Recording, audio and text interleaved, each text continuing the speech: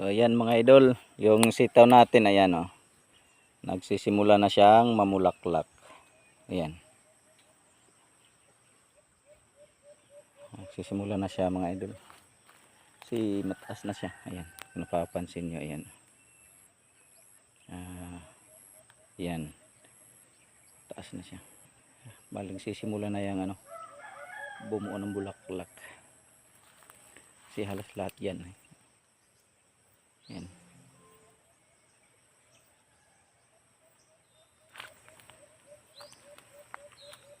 So ayan mga idol. Bali sa ano, sa katapusan ng March, mayroon na tayo nitong makukuha mga idol. Hindi naman maramihan pero mayroon na. Sisimula na yan sa ano, pag-harvest. So yan. Yan, mataas na kasi yan. Kahit na sa ilalim ng puno ayan. Ayan.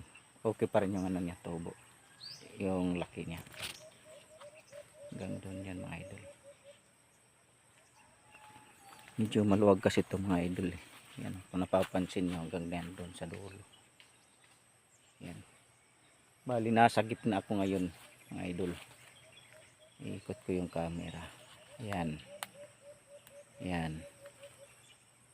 Medyo maluwag-luwag ng konti to. Ayan. Yan. So ayan. Yan. Napapansin nyo yan oh.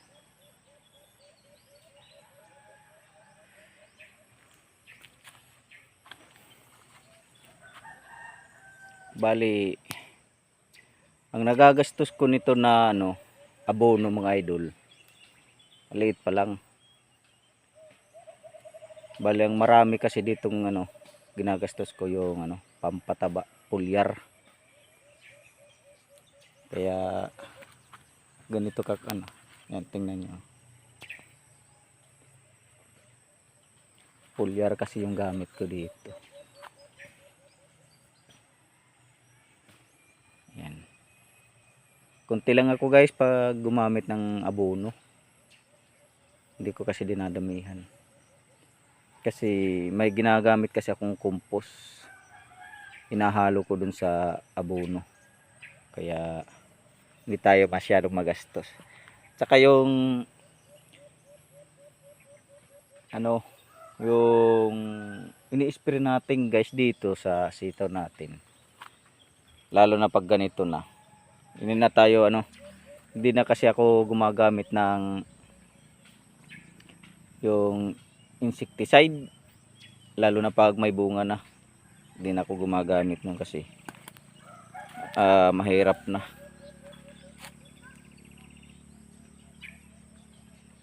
Kasi nakapag ano naman ako eh, ano yan, naka-order na ako ng ano, pambili ng ano bang tawag nun, yung pulyar. Kaya hindi na tayo gumagamit nun. Eh ganun naman din yan yung itsura. Eh makikita naman natin kahit wala tayong ano, panglason sa mga insecticide, parang wala namang damage yung ano natin, sa awa ng Diyos walang damage yung sitaw natin. Yan.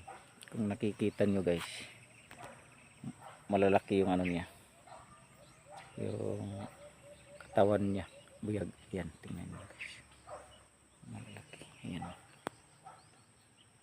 Hindi siya maliliit, malalaki siya kasi dahil siguro to sa pulyar natin mga idol. Wala naman tayong ginagamit na ano na iba pa kundi pulyar at saka yung fertilizer na ano na parang ano, parang